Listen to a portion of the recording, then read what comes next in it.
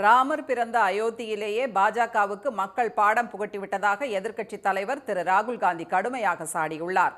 மக்களவை இன்று காலை கூடியதும் நீட் வினாத்தாள் கசிவு குறித்து அவையை ஒத்திவைத்து விவாதிக்க எதிர்க்கட்சிகள் வலியுறுத்தினர்.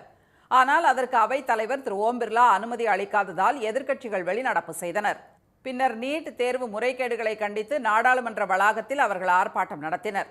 பிற்பகல் அவை கூடியதும் குடியரசுத் தலைவர் உரைக்கு நன்றி தெரிவிக்கும் தீர்மானத்தை பாஜக உறுப்பினர் திரு அனுராக் தாக்கூர் தொடங்கி வைத்தார். இதைத் தொடர்ந்து பேசிய எதிர்க்கட்சித் தலைவர் திரு ராகுல் காந்தி, பாஜகவுக்கு பெரும்பான்மை பலத்தை அளிக்காமல் அரசியல் சாசனத்தை மக்கள் காப்பாற்றிவிட்டதாக கூறினார். அரசியல் சாசனத்தின் மீது மட்டுமல்லாது தாம் உள்பட எதிர்த்து கேள்வி கேட்ட ஏராளமானோர் தாக்குதலுக்கு உள்ளானதாக அவர் குற்றம் சாட்டினார். ஏழைகள், பட்டியலினத்தவர்கள், விவசாயிகள், சிறுபான்மையினர் நசுக்கப்பட்டதாக குற்றம் சாட்டிய திரு ராகுல் காந்தி, எதிர்க்கட்சி தலைவர்கள் சிறையில் அடைக்கப்பட்டு துன்புறுத்தப்பட்டதாக கூறினார். சிவன் படத்தை கையில் ஏந்தியபடி பேசிய திரு ராகுல் காந்தி, அவரது கழுத்தில் உள்ள பாம்பை போன்றவர்கள் எதிர்க்கட்சியினர் என்று தெரிவித்தார். ராமர் பிறந்த அயோத்தியிலேயே பாஜகவை மக்கள் தோற்கடித்துள்ளதாக தெரிவித்த திரு ராகுல் காந்தி, அயோத்தியில் வெற்றி பெற்ற சமாஜ்வாதி கட்சி எம்பிக்கு கை கொடுத்தார். இந்துக்கள் என்று தங்களை கூறிக்கொள்ளும் பாஜகவினர் 24 மணி நேரமும் வெறுப்பையும் வன்முறையையும் பரப்புவதாக அவர் குற்றம் சாட்டினார்.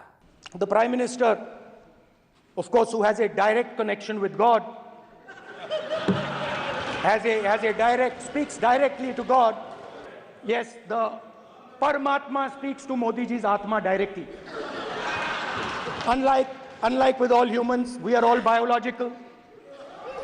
We are born, we die, but the Prime Minister is a non-biological being.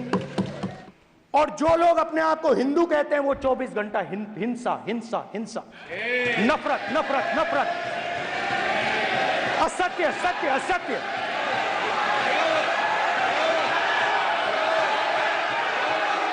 आप हिंदू हो ही नहीं.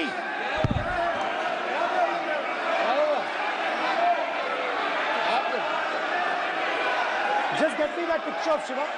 கடந்த 10 ஆண்டுகளில் இல்லாத வகையில் முதல் முறையாக திரு மோடி எழுந்து எதிர்க்கட்சி தலைவரின் குற்றச்சாட்டுக்கு பதிலளித்தார். அப்போது ஒட்டுமொத்த இந்துக்களையும் எதிர்க்கட்சி தலைவர் விமர்சிப்பதாக கூறினார். विषय बहुत गंभीर है.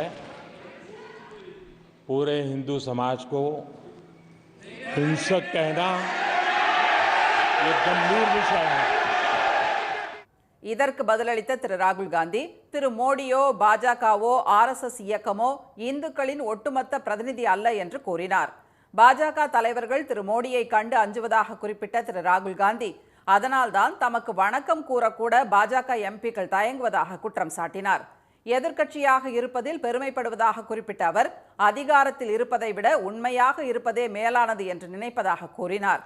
பரமாத்மா நேரடியாக திரு மோடியுடன் பேசுவதாக விமர்சித்த திரு ராகுல் காந்தி, பரமாத்மா கூறிதான் பண மதிப்பிழப்பு நடவடிக்கையை அவர் கொண்டு வந்தாரா என்று கேள்வி எழுப்பினார்.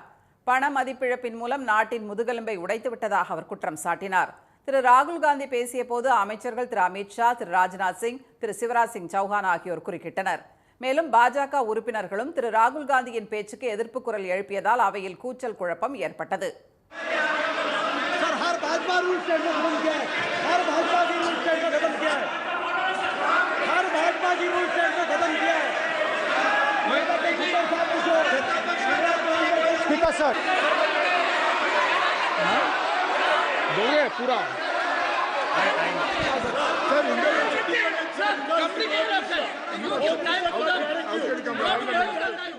அக்னிவீர் திட்டம் திரு மோடியின் சிந்தனையில் உதித்த திட்டம் என்ற ராகுல் காந்தி, ஒப்பந்த அடிப்படையில் நியமிக்கப்படும் வீரர்கள் வீர மரணம் அடைந்தால் கூட அரசு அவர்களுக்கு மரியாதை செலுத்துவதில்லை என்று சாடினார்.